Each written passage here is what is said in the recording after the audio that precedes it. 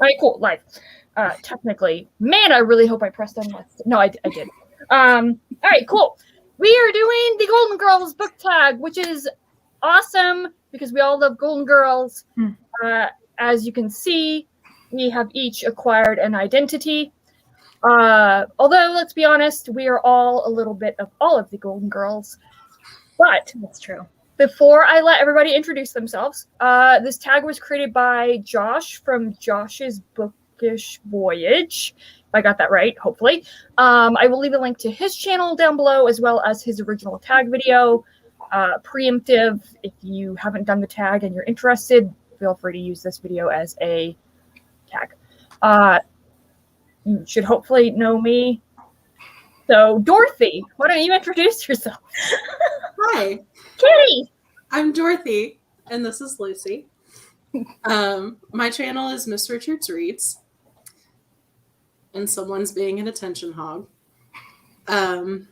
So yeah, I'm really excited to do this tag. The Golden Girls is my favorite TV show of all time.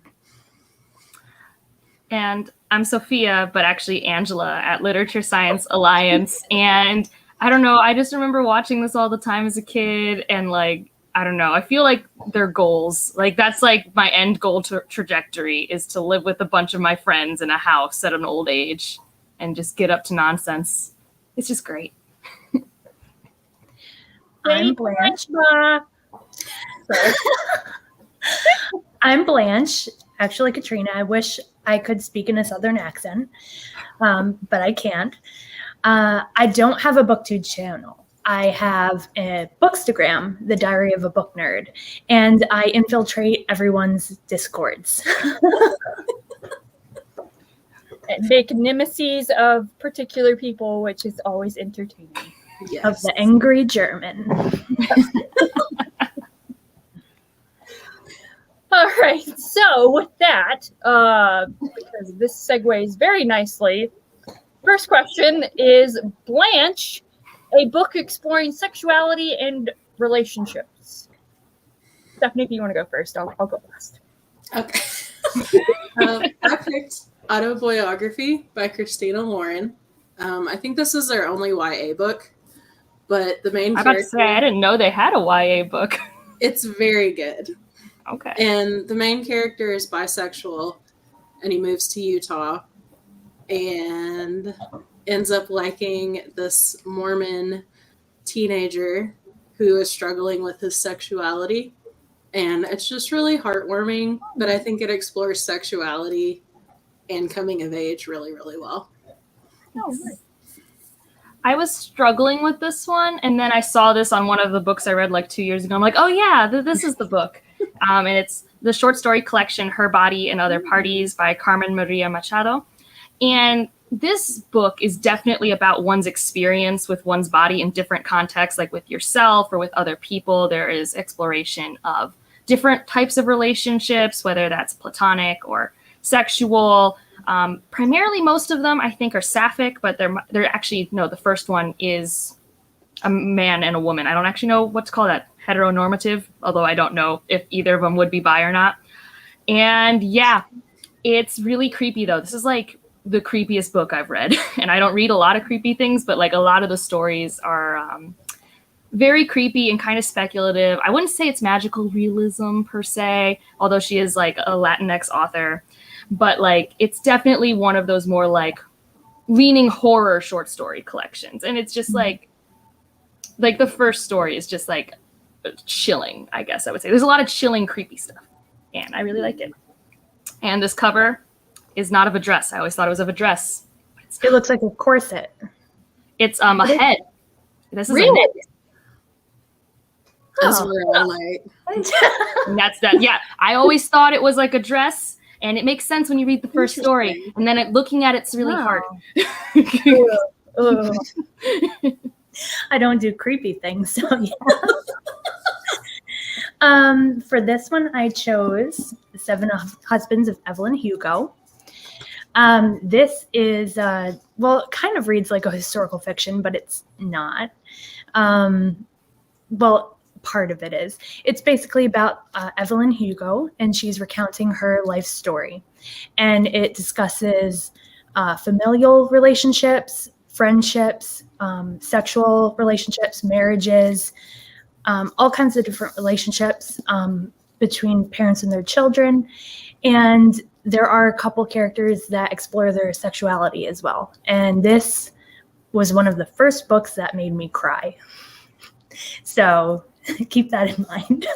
So I shouldn't read it because I will become a mess. You will, bawl. Or worse, she'll hate it. And then you're like, but why can't you like what we like, Evie? Yeah, Many people don't like what I like, so I just hold it over their heads forever. But anyways, so I'm going to throw a curveball and give a book recommendation for a book I haven't even read yet. That's going to be Cushill's Dart by Jacqueline Carey. This got on my radar from Chris Bookish Cauldron. He sings this book's in serious praises. It is apparently about a world where the religion is based on sex work, essentially. And the way that like you show devotion or something like that is through like the physical act of sex.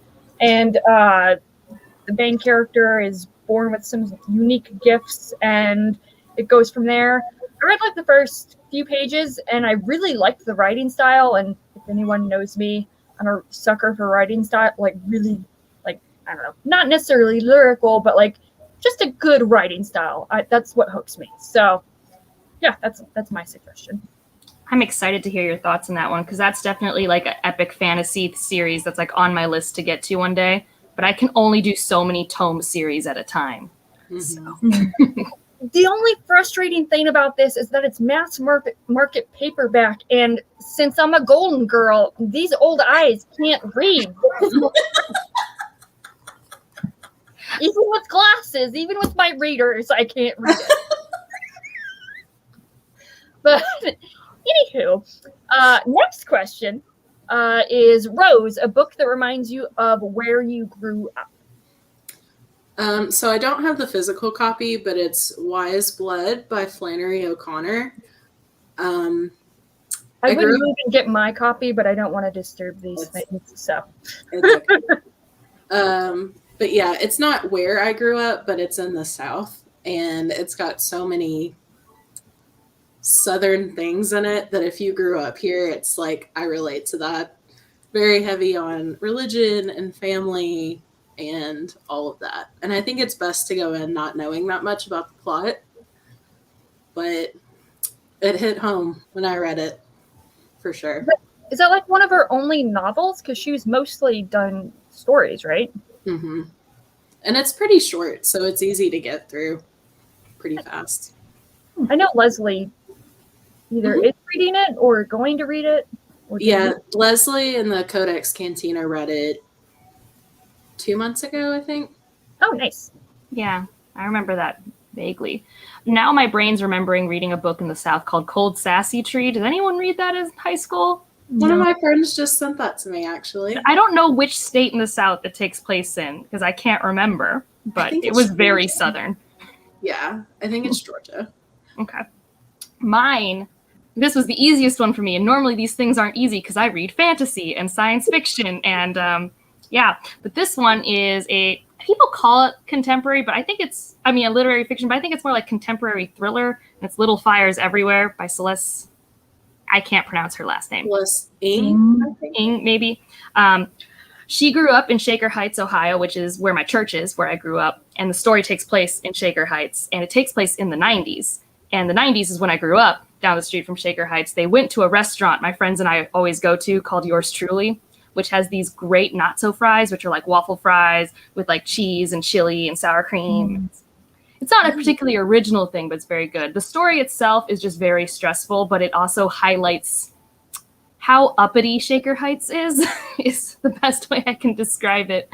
So Shaker Heights is a very upper middle class neighborhood. Some parts are middle class, and they literally got like a train line so that they're like people who clean their houses can come in and clean it. They aren't allowed to put their trash on the street. They put it behind their houses, and the trash people go behind their houses to collect them. They basically attempt to be like a perfect neighborhood. And I Oh. think it's a little better now, but like that's always been their attempt. And they always try to be like the fake woke people. Like they're very progressive, but you know, like kind of not. And that shines in this story where you have a wealthy white family who hires this Asian woman who also rents one of their properties. And it's this whole family thriller drama because it's one of those books that starts at the beginning with like the end of the story. And you're like, well, how did we get here? Like how did we get here? And there is a Hulu show for it. And I think they changed the family from an Asian family to a Black family. And it has a lot of discussion about adoption and adoption rights because a big part of the story is one of the family friends takes a child in that was abandoned. And then the mom comes and wants the child back. And it's this whole big contentious thing in the neighborhood as well. It's very good, very fast paced. I read it in like 2 days at the airport. And it takes place where I grew up and can confirm Shaker Heights is that much. It is still a nice neighborhood, but they're a lot. Wow. I have a lot of thoughts about Shaker. I'm just thinking about that movie, The Battle of Shaker Heights, with Shia LaBeouf from like the early 2000s. Yeah. Oh, another fun fact, Toy Story, it's not a book, took place in Chagrin Boulevard, which is down the street from me. A lot of things take place in Ohio, where I grew up. Wow. I didn't realize that. Yeah. Chagrin Falls, which I never realized was such a sad name for a town until people kept telling me, man, so Chagrin. I'm like, oh, it was just a place. But yeah, lots of things happen in Ohio or Indiana because everyone's like, oh, idyllic nostalgia. Yeah. Interesting. So my answer is a little bit of a stretch because I live in upstate New York and I have not read any books that remind me of where I grew up. So I went with House in the Cerulean Sea. And it is not because I lived by the sea. I wish I did.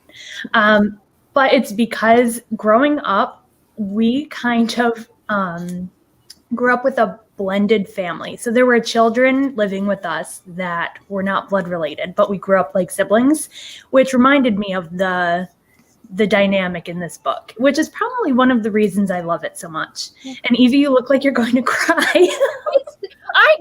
It's such a good book. I love it. It made me sob, and I'm like, it's so sweet. Mhm. Yeah. So that's my answer. Listen, it's not the first time I've cried in a video, so. Was the first time when you missed Frankenstein at Jeopardy? No, that was the second time. First time was during a reading sprint, reading The Hot King by Joseph Conrad. Oh, yeah. Yeah. Yeah. I'll pretend I know what's happening in Hod King. I'm so behind the Senlin train. Get on it. Get on it. No? Not yet. I have so many other things.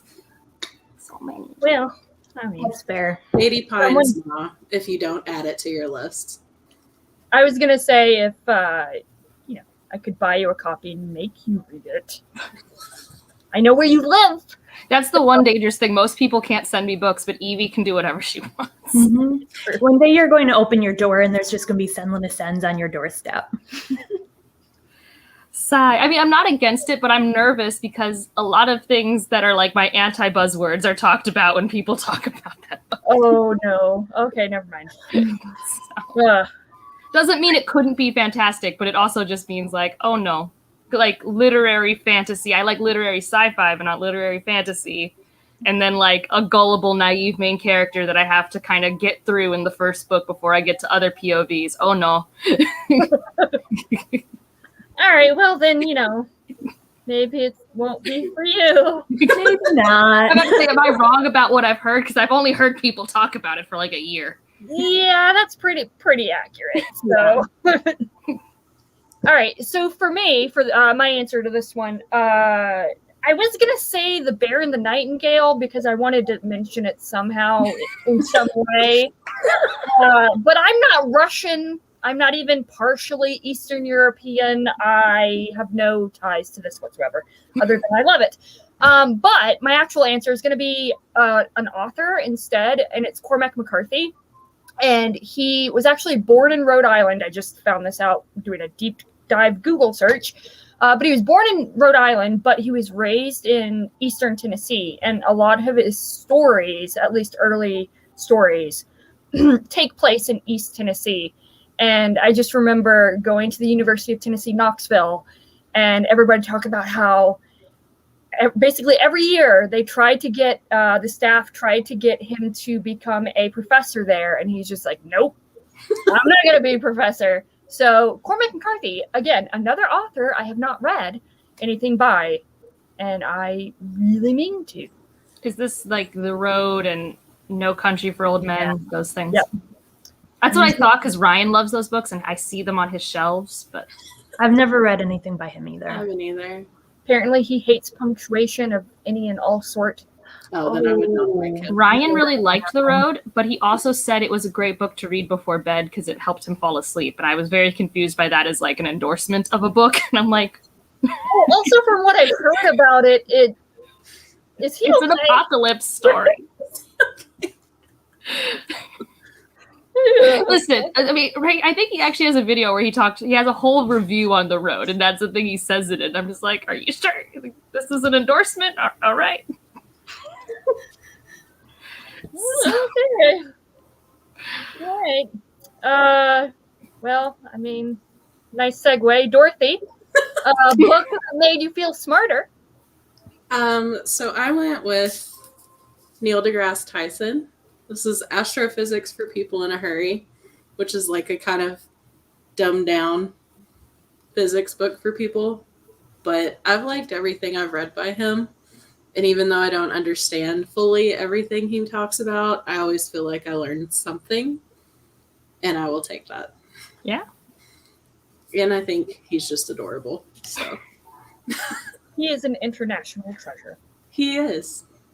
I always value his goal to make science accessible to people, because Yes. that's a very important goal that a lot of people try to do, but like he has a big platform and really tries to be like, I want to get as many people to understand science as I can with my reach. Now, Yeah. sometimes his tweets don't land, but I can forgive them. Yeah. And I like that he incorporates pop culture into his stuff to get people involved. Yeah. So I And then- appreciate the effort. Oh, yeah. Mine's not a nonfiction. Probably could have picked one. But honestly, nonfictions don't make me feel smarter. They make me feel like I don't know anything.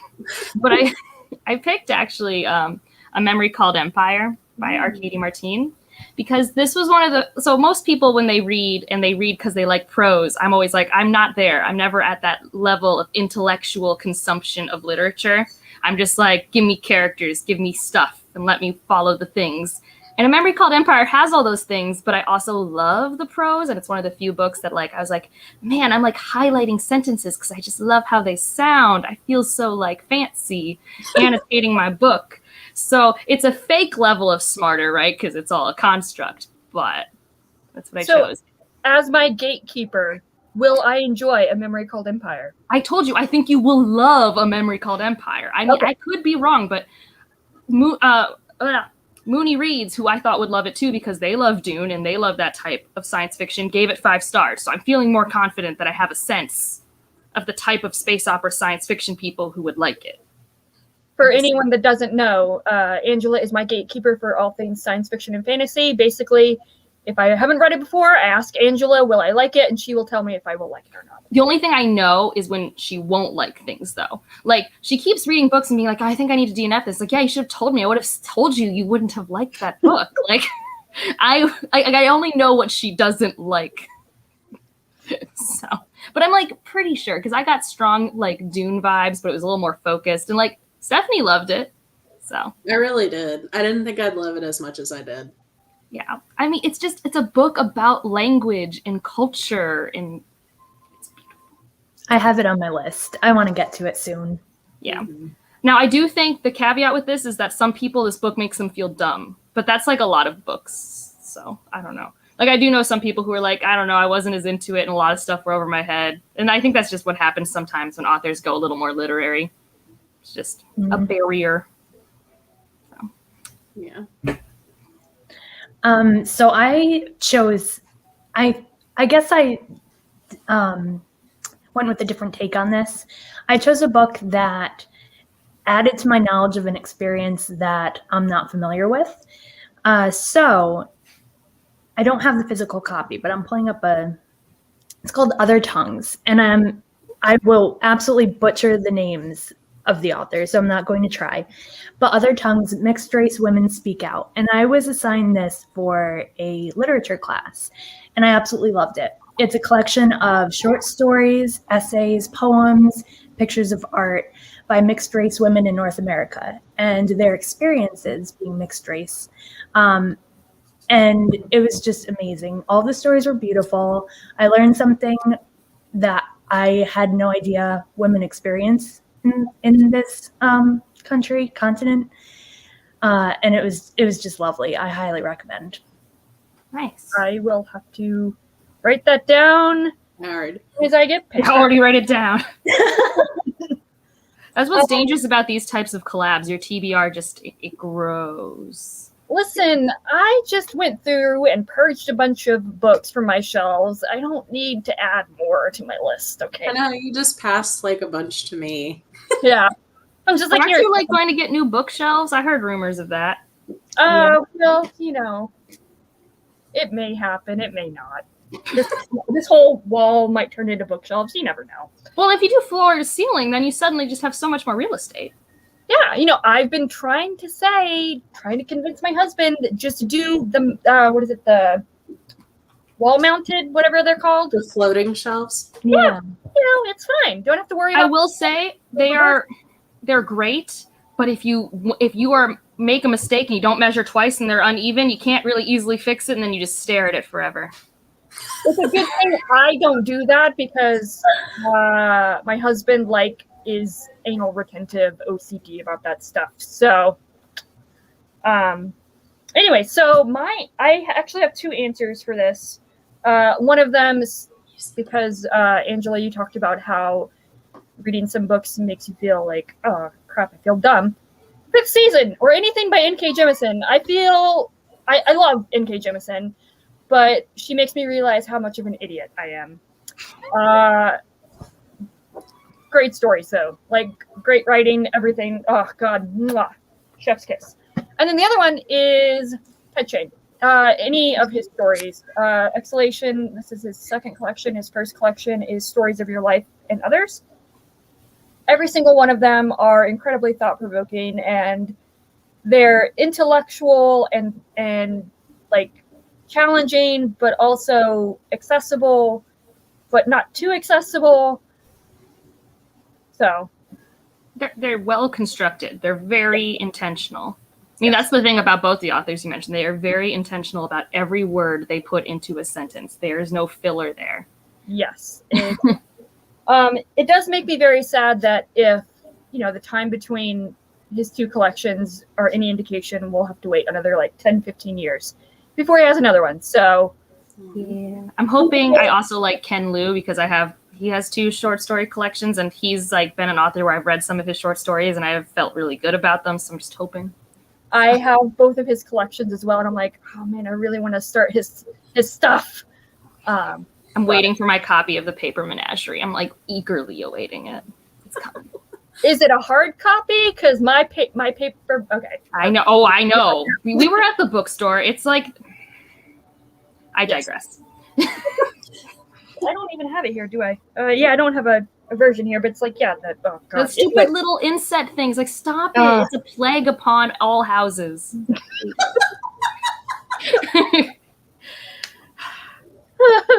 I agree. I think we're on the right. Yes. Okay. Yeah. Sophia, a book featuring a character giving their life story. An important part of this prompt is it starts with "picture this," which I instantly saw her saying that. Yep. So this is a repeat. I chose Evelyn Hugo because it's such a good story. And my mom is not a reader at all. And she read this in 3 days and sobbed her guts out. So it's so good. And the audiobook is really, really good. It's really good. One of these days I will read from that author because I know they've written stuff before, Evelyn Hugo, and Daisy Jones, and then there's Malibu Rising. Mm-hmm. One of these days, I will attempt one of them. I'm more interested in audio of Daisy Jones because that seems like it'll be a fun, like, slumpy audiobook. The audiobook is excellent for Daisy Jones. Mine is a memoir, and it's All You Can Ever Know by Nicole Chung. And this is the author's story of how they were adopted and how they reconnected with their biological family, and kind of going through also at the same time that process while being pregnant with her first child. So it's about what it was like growing up as a person of color adopted by white people, and how, you know, and for a large part, the family was very accepting, but there was a lot of microaggressions that family never fielded. And this was also very 80s, 90s adoption mentality where it's, you know, colorblind. It doesn't matter. Instead of incorporating culture, it was one of those closed adoptions, which now people more lean towards, you know, more open adoptions and things like that.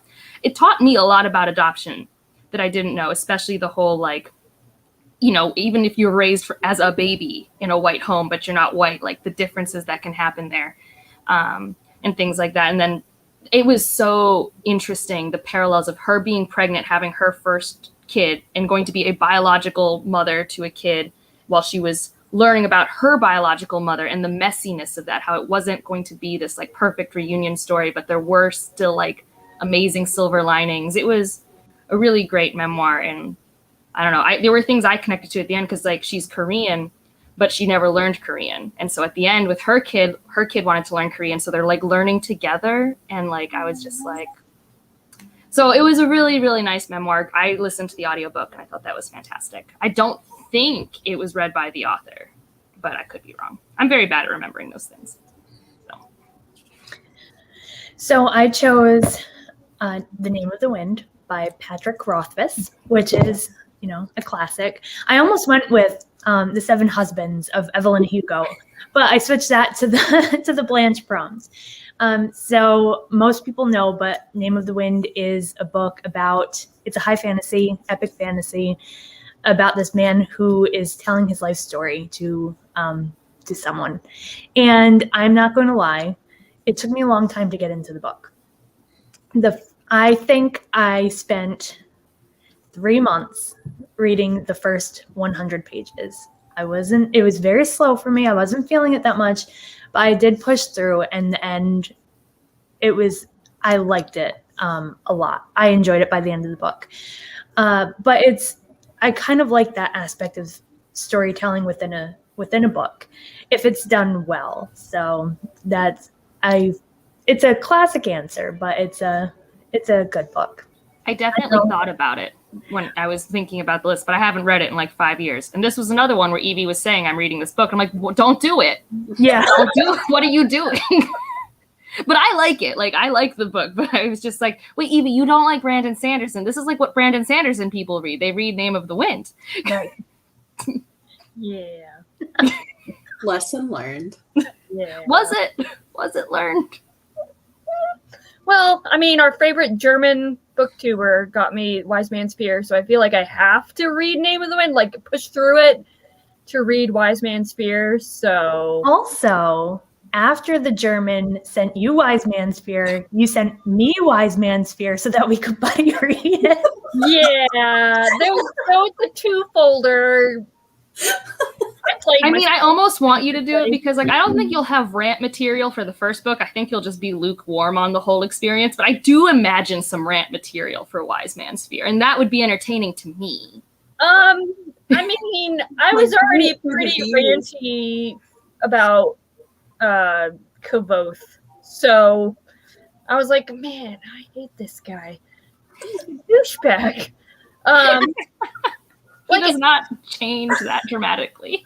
Yeah. But you know, I just need to like shift my mindset and be like, okay, this is an unreliable narrator. Like, of course he's gonna think he's the God's gift to mankind. Anyways, I'm gonna stop shitting on people's favorite books now. So my answer was going to be Least of My Scars by Stephen Graham Jones, but it's not really a life story. It's just first-person narrative, and it's really creepy about an active serial killer. But my actual answer is going to be Their Eyes Were Watching God by Zora Neale Hurston. And similar to what was said before about like kind of narrative structures, is another of my like kryptonites in literature is nested narrative structures of stories within stories and people like telling their stories to other people and stuff like that.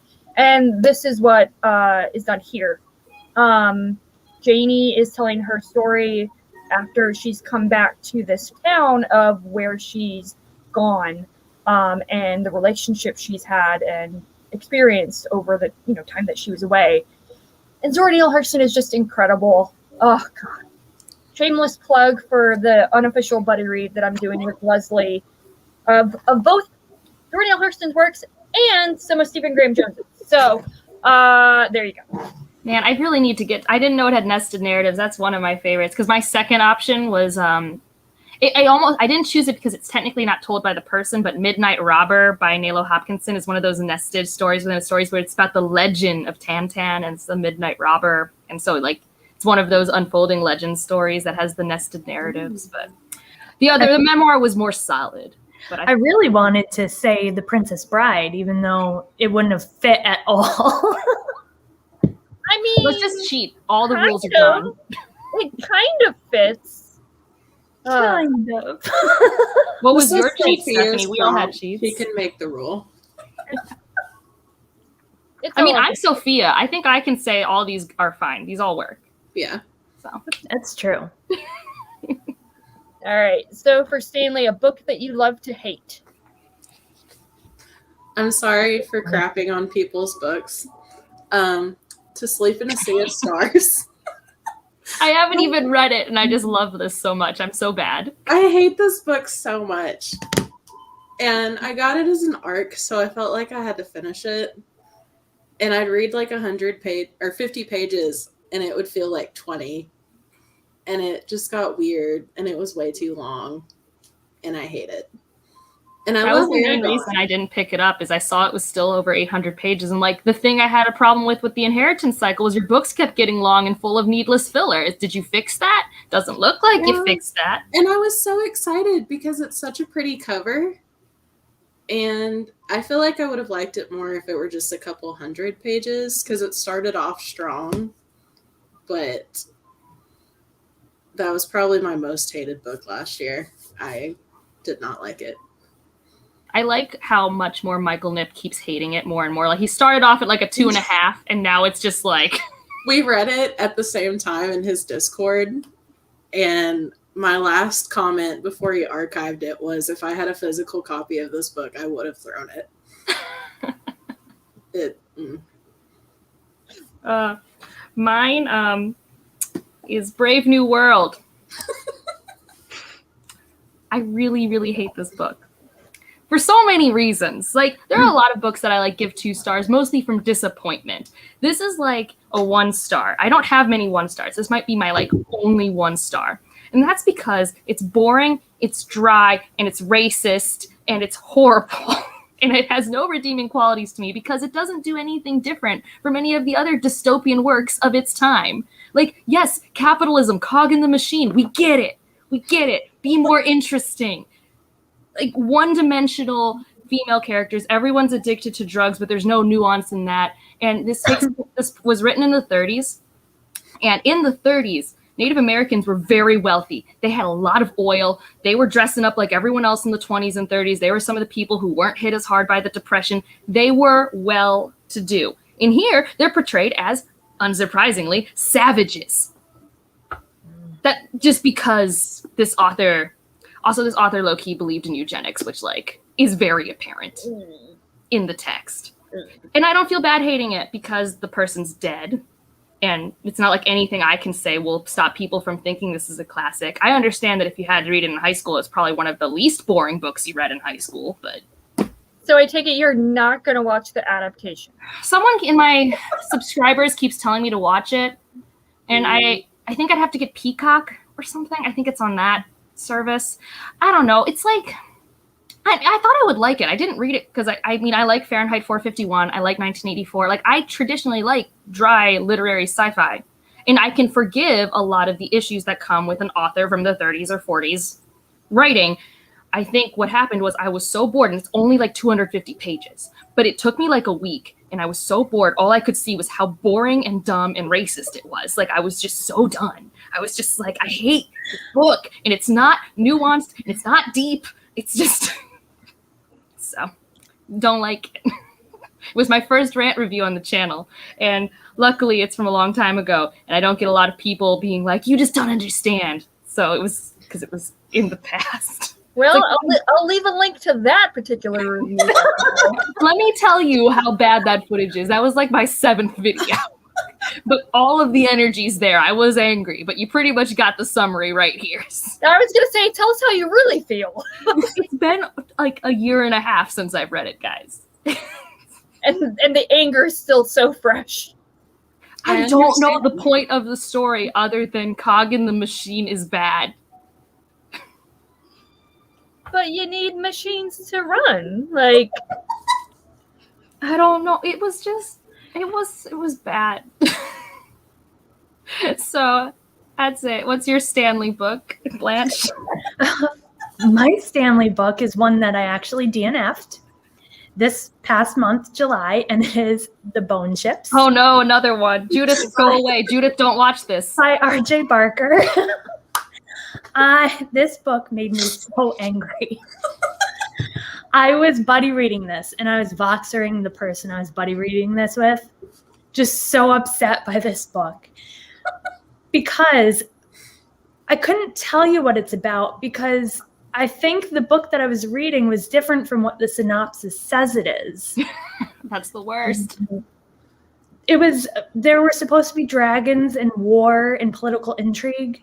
There was none of that. Nothing. And I read 11% of it. So a significant chunk of it.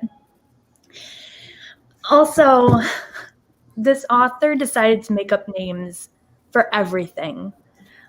Like, the sun is a different name. Chickens are a different name. Everything has a different name in this world, which I can appreciate a world that is completely a new fantasy world. However, the sun is called the Eye of Skirith or something like that. And instead of saying that people were sunburned, they were eye burned. And that made me mad. Rant over. That's so odd. Yeah, I didn't have fun. Yeah, no, it sounds like it was a good DNF for you. Mm-hmm. Those type of things don't bother me too much, but I do have a friend who we were reading a book together, and she's like, this author did the thing where they just replaced all the I's with Y's for no reason. It's driving me crazy. Oh, the other thing that gave me pause, and I didn't read far enough to see if it would really be an issue, is there was a comparison. The author made a comparison between the trees and women's thighs. And that it was a little too much. I mean, I know that I refer to my thighs as tree trunks, but that's for me, not somebody else to point out. Yeah. The reverse feels a little odd, although as someone with the tree trunk thighs, it doesn't make me upset, but that me and my thighs have had a long time to get used to each other. So, and it just made me wonder what other kind of comments were coming. Yeah. I mean, I'm still hoping I'll like it because Justine and Judith really love it. And I typically like what they like, but I don't think I ever thought it was like a big war political intrigue story based off what they have said. So maybe I'll have... I also didn't read any reviews. I didn't watch any reviews about it. So I think my expectations were just off. And I think that did not help. I hope you like it. And I really want to hear what you think. It's not on the short list for a long time. I'm currently still need to get to Ship of Destiny, like in terms of my pirate short list. So. All right, so mine is not as well. I mean, you could say it's a heated hate, but Jane Eyre. Unsub. I love watching classic booktube fight about Jane Eyre. I don't have any opinions, but it's so fun. Like, it's a classic for a reason, but again, I think most of my hatred for this book is because I hate Charlotte Bronte because she hates Jane Austen. It's like, no, your friend Holding a torch for your girl. Well, Virginia Woolf hates Jane Austen too, but I like Virginia Woolf, but for that I read her before I realized she hated Jane Austen. But anyways, back to this. I can appreciate it for what it was. I don't like Charlotte Bronte. Emily Bronte is the superior Bronte sister. And then Anne Bronte, and then Charlotte Bronte. And then, like, she treats Bertha Mason like crap. Like, Anyways. Stephanie, I would love to discuss this book with you. Reread This it. is just reminding me that Wuthering Heights should have maybe been my pick for this, but that's okay. I would unsub to you. I was going to say, I would have kicked you out of here. In my defense, I wasn't allowed to just read it when I wanted to. No, I know. Yeah, that ruins it. Yeah. Yeah. I will say, even though that's one of my favorite books of all time, I'm sorry, Stephanie. I understand why you Oh, don't. mini shout out to Mara from Books Like Whoa. She did like a whole Jane Eyre like essay that I watched because I don't care about spoilers, and it was really good. She also does like watercoloring while she does it. It's very cool. It's like an hour long where she really dissects why the ending is good. Because a lot of people I think don't like the ending. I don't know. It's of its time. I think she also was saying that like it's a very interesting like essay that Jane Eyre was also like if you in genre fiction more so than literary, but it becomes like a classic. It's meant to be like a romance. I don't know. I'm paraphrasing. I watched this on a Sunday when I was very tired, but I was very interested and I learned things. Yeah, I actually want to reread it because it's been a while since I last read it. You should read books you want to read, not books you put on the "I book you love to hate" prompt. But I put emphasis on the love, not on the hate. So I don't vehemently hate this book. I just am very angry about Charlotte Bronte hating Jane Austen. But actually, I do want to reread this, and I want to read this in conjunction with Wide Sargasso Sea by Jean Rhys, which is like a retelling-ish, but from Bertha Mason's point of view. Like, I think it's different character names, but like essentially, like it's the perspective of Bertha Mason, and it's just talking about like colonialism and like identity and race and stuff like that, because Bertha Mason was from Jamaica. And then I also have a book, a nonfiction called Mad Woman in the Attic, which is named because of Bertha Mason, because she got locked in an attic. Spoiler alert, by Mr. Rochester. So I want to kind of like do like some sort of quasi-literary analysis and put my failed English degree to use. There you go. That would be awesome. So, Stephanie, just saying. No, but I'll totally read them with you. Hey, okay, cool.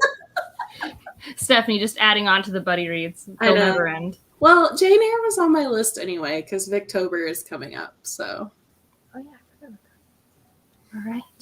that. All right, so because I'm hungry, this is very appropriate. Cheesecake, a book that you love to read over and over again. I added the again, but there you go. So I picked Anne of Green Gables. Knew you would. I knew Yes. it. It's one of my favorites. It's about a little orphan girl who gets or not really adopted, but taken in by an older brother and sister in Prince Edward Island. And it's so wholesome and captivating and endearing, and I love it so much. And I got Angela to read it, and she liked it. Yeah. Anne is a treasure. Anne is an absolute delight. Yeah.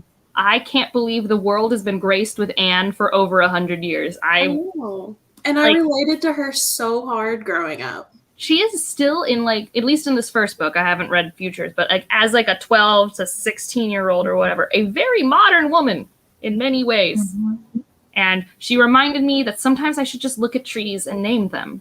And I appreciate that callback. So. And with me, great adaptation, by the way. I know, I've heard. Maybe when I watch TV ever again.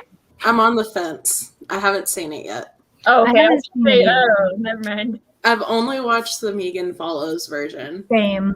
and I love that adaptation. So I don't want to watch another one. Yeah, so the Megan follows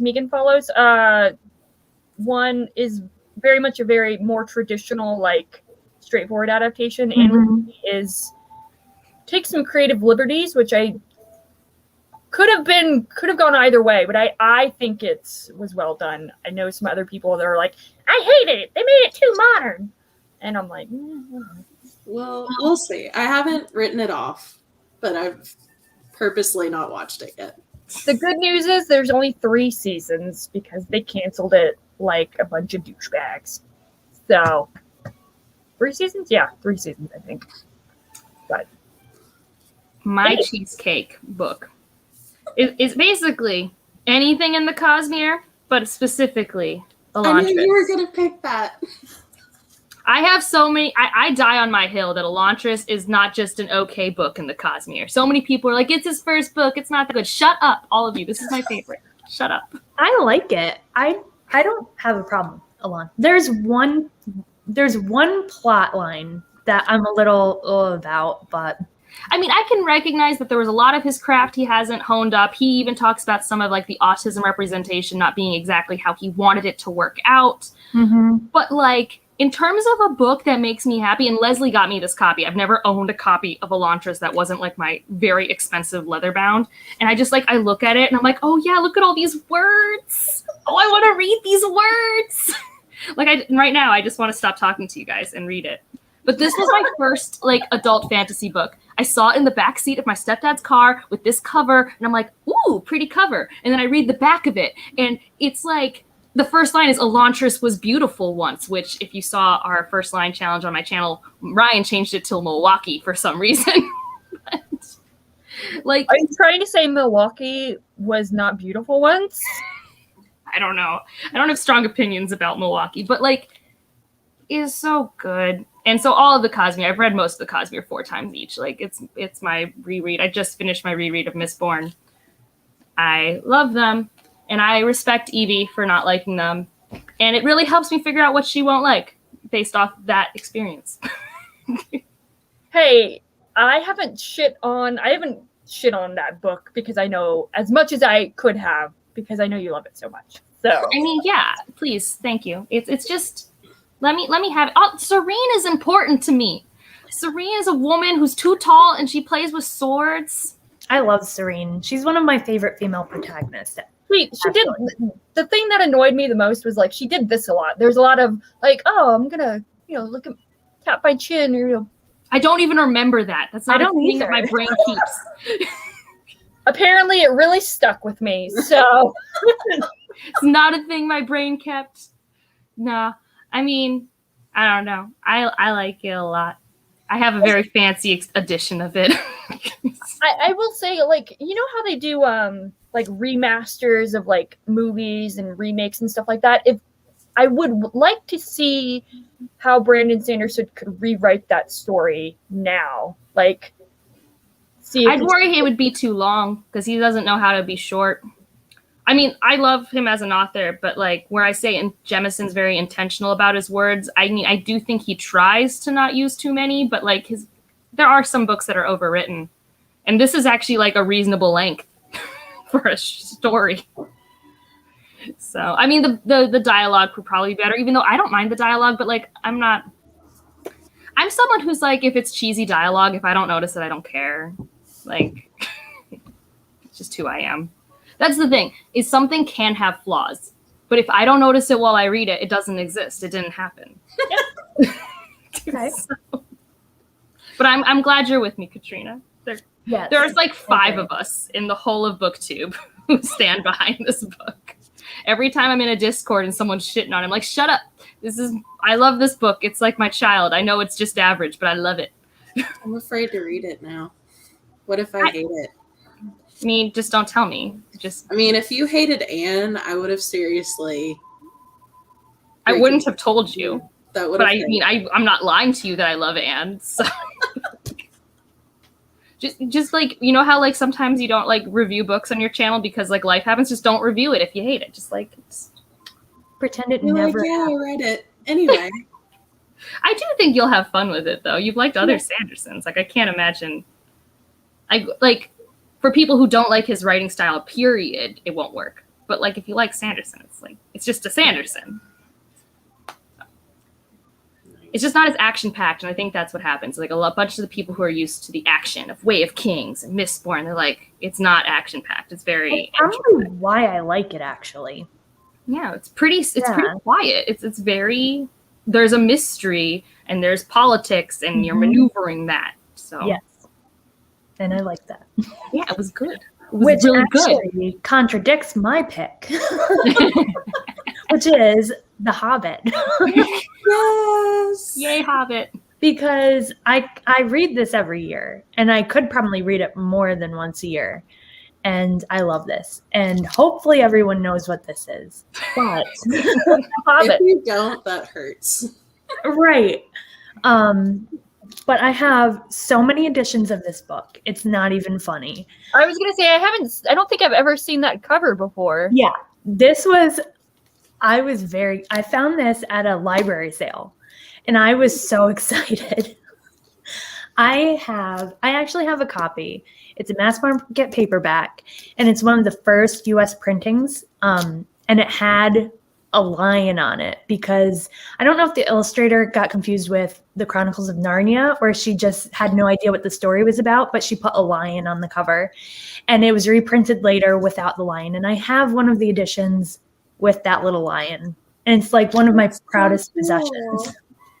That's so funny. You need to make a cover for a classic kids fantasy, automatically goes to Chronicles of Narnia. Right.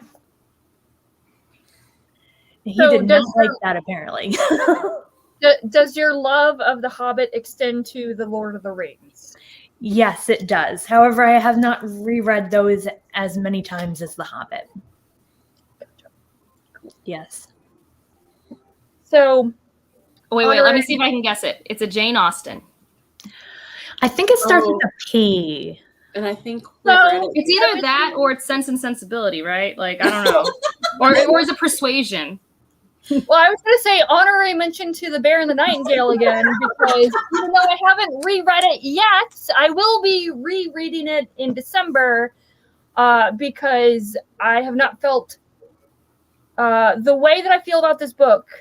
It took me 20 years to feel the level of love and adoration for a book, and that 20-year time frame was when I first read. Oh God, where's it at? Okay, Don't lose it. No, I definitely can't lose this one. It's particular. Persuasion. Which is this the special one? Yeah, Katrina got this for me. So it was a belated Mother's Day gift. Yes, I just, I read this when I was 14, 15. I reread it every single year, at least once a year since. This was my first Jane Austen. I love it. It's just, Anne's quiet. She gets kind of trod on, not as much as Fanny Price in Mansfield Park, but still, What is the plot of Persuasion?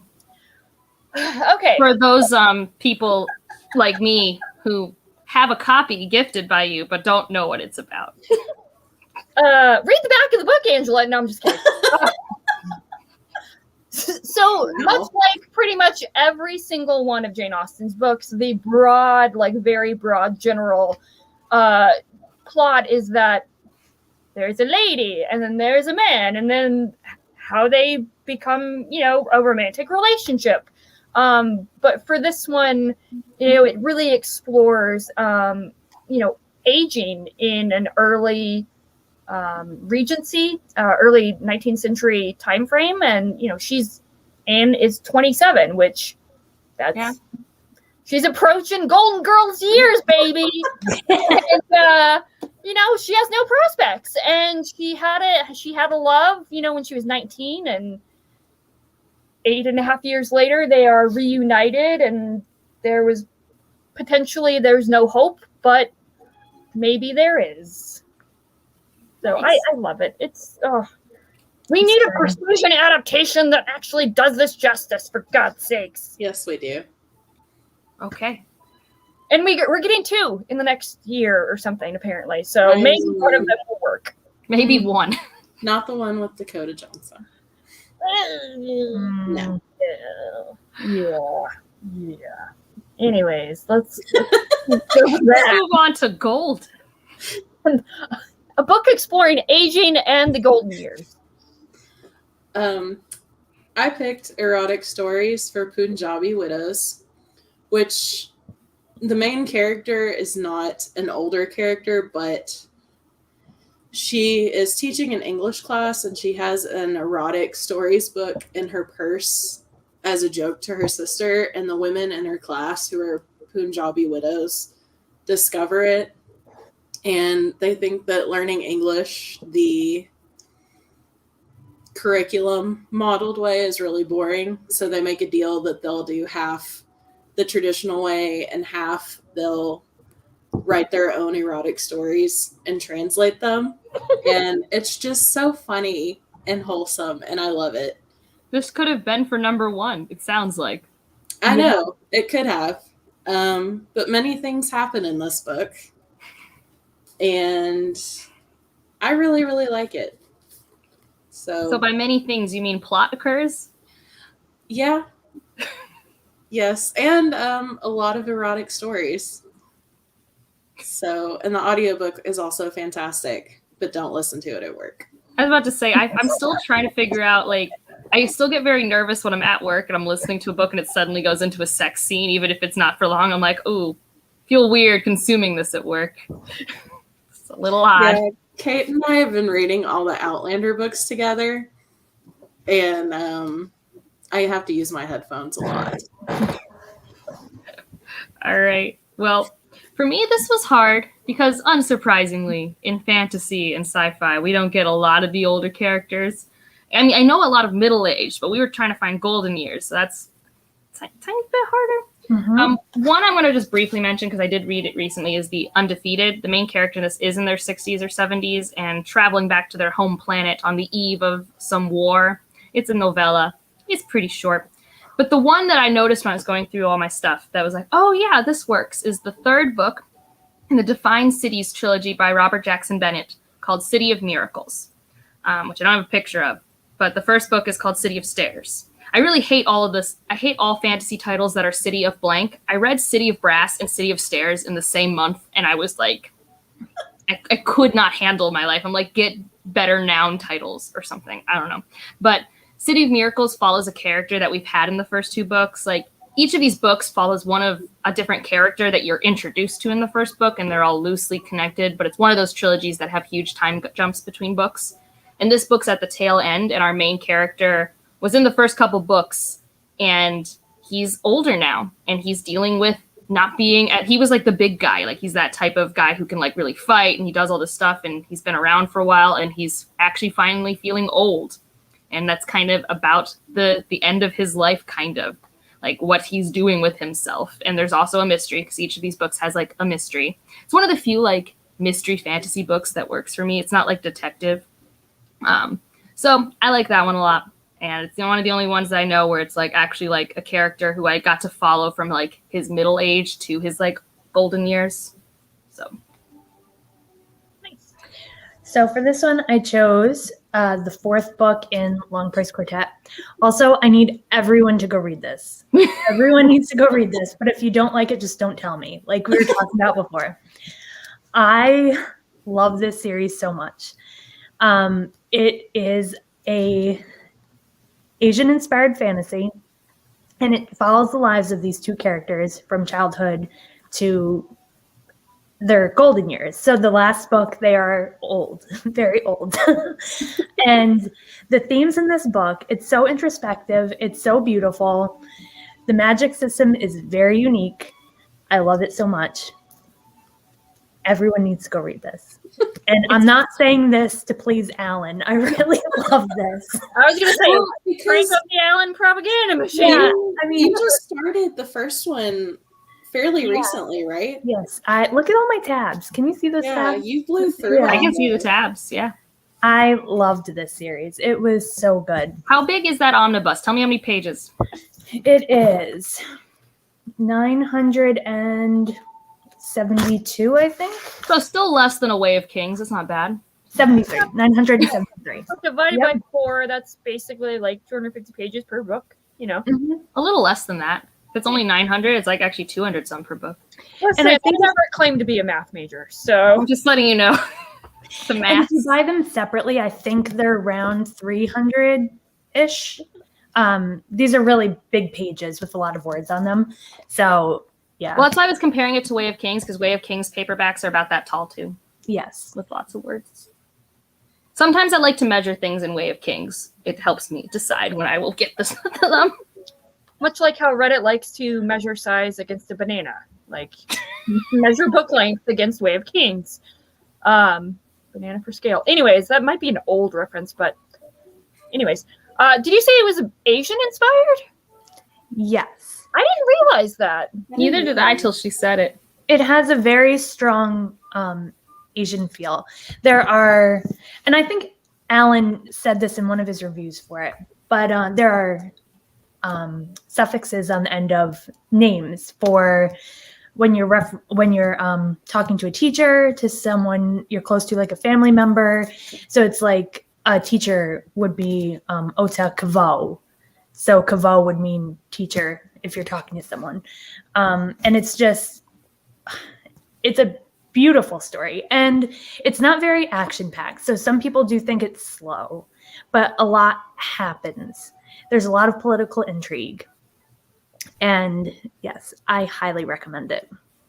I think what single-handedly sold it to me was Alan describing it as Shakespearean in its tragedy. And I'm like, well, that sounds totally up my alley.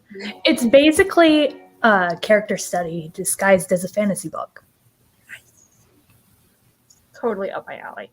Mhm. No, it's on the list. That one's higher on the list than other ones that I've been like how I'm like, it's either I read Senlin or Lon Price Quartet in terms of like an Alan series that I need to read, because The Great Coats isn't very high on my TBR either, although he talks about the character relationships in a way that I'm like, maybe. Same. But Long Price Quartet, that one has been like, that's higher up. Mm-hmm. I have met one of my favorite characters ever in the series. Very complex and tragic. It's just very tragic, but it's, yeah, Evie, you might cry. I'm not going to lie. Need to vlog your experience reading this. As I get older, I cry so much easier. So As you approach your golden years. it's true. So actually, somewhat of a better segue, because Asian-inspired fantasy, an actual like Japanese classic. Mine is Kokoro by Natsumu Suseki. This is about two unnamed characters. One is a young man who befriends an older man who he refers to as sensei, and this man is at the end of his life, and he's not necessarily exploring his golden years, but it's just the exploration of two generations and classic Japan and that transition in the Meiji period with these two generations. And I thought it was really well done. And I really like the writing style, or at least translation wise. It's very, very, very, very slow. And it seems like nothing is happening, but by the end of it, I was like, oh, wow, I actually really cared for these characters and where they were and where they were going and where they ended up. And I think it's really good. So I'm really excited to read more of his works. Nice. He also has a book called I Am a Cat, which I really, really want to read. I'm intrigued by the title. It is from the perspective of a kitten, so exploring Japan. So Ooh. That sounds adorable. Yes. I have a feeling it'll probably be very tragic. Oh no. Yeah. Huh. Oh gosh. I know nothing about it other than that it's cat related and there's a cat protagonist, but I have no hope that it'll be light and jovial and nice. But anyways, segue. Thank you for being a friend. A book featuring a strong friend group. So I picked Heretics Anonymous by Katie Henry. This follows teenage atheist Michael, and he goes to a private Catholic school, and he meets a group of friends who are outcasts. Like, there's a pagan, and there's a friend who's Jewish, and a girl who wants to be a priest.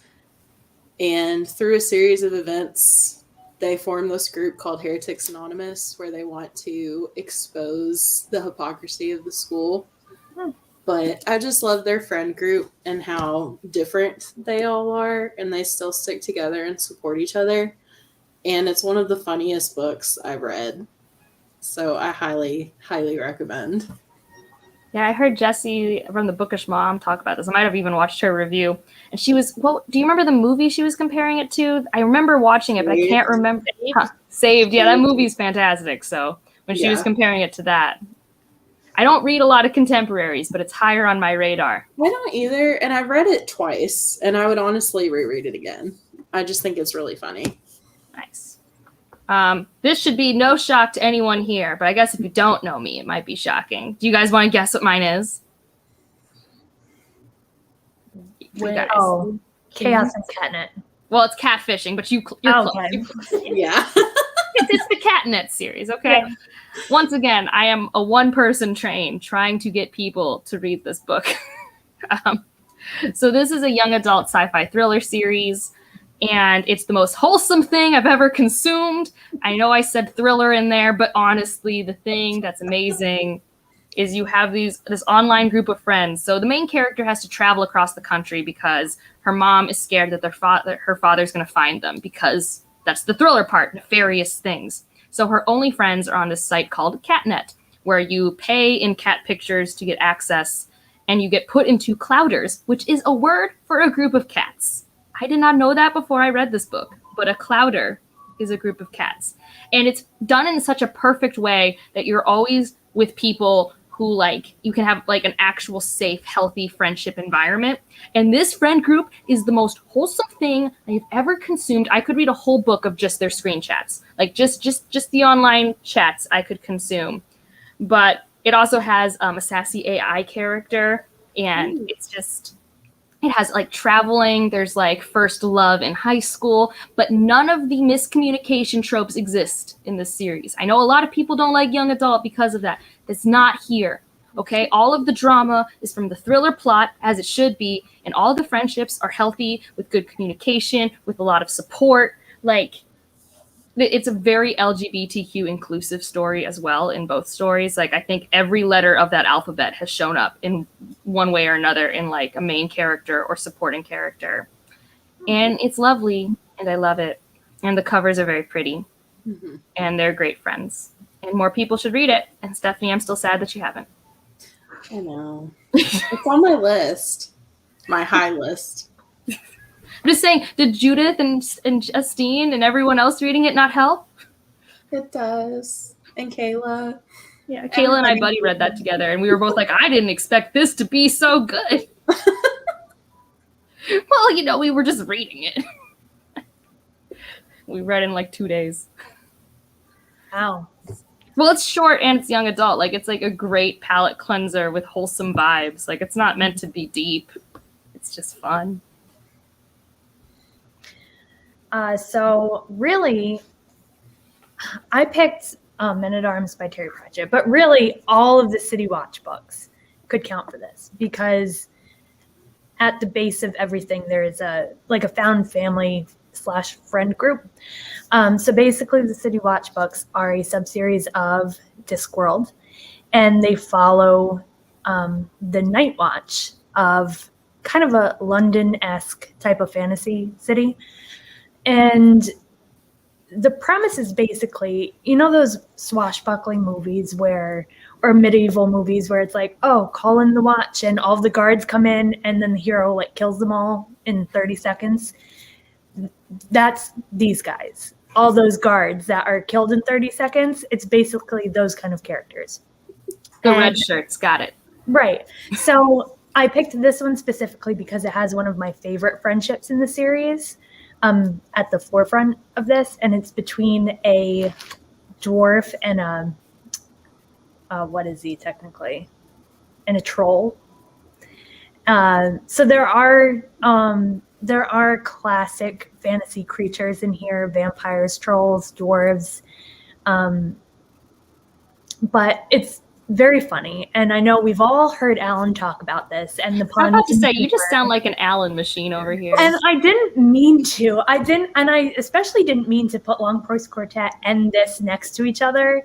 It just turned out that way. And they're just so funny too.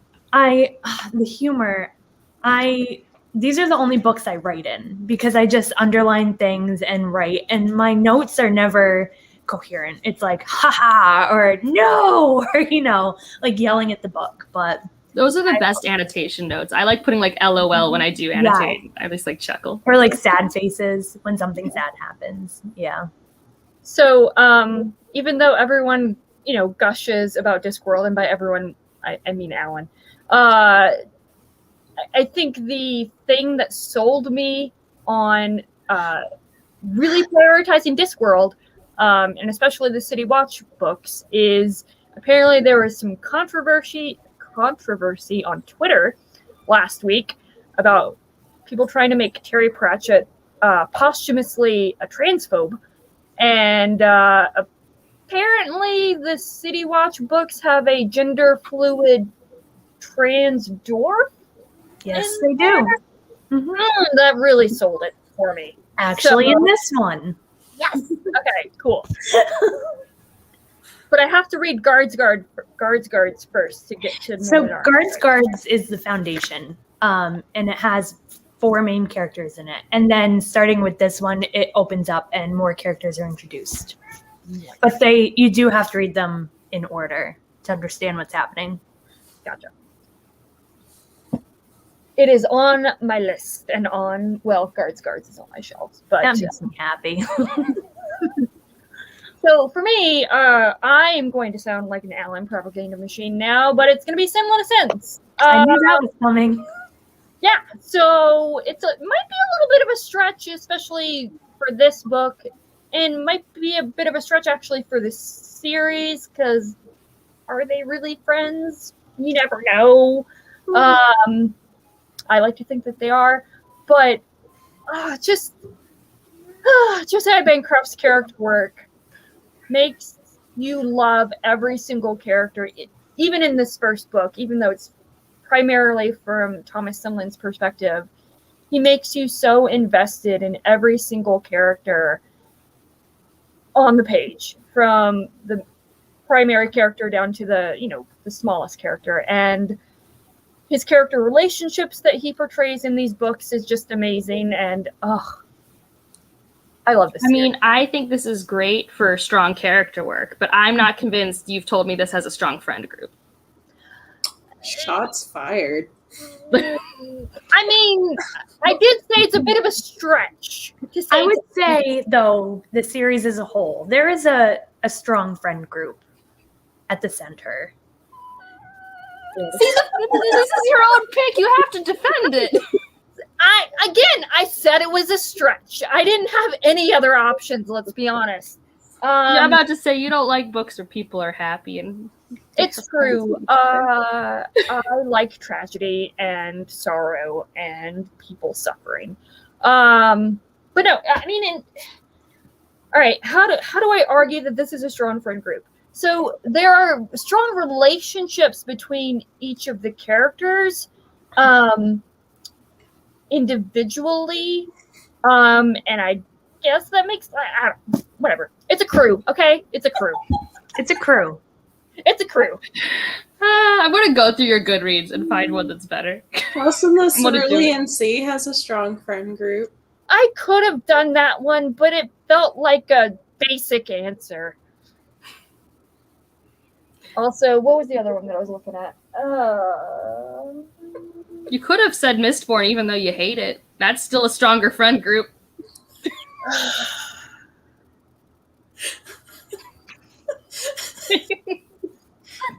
Angela's getting kicked out of the stream. I didn't so much. Like, He's just gonna edit her out. Just put a blank thing over me. Put a picture of the actual Sophia right here.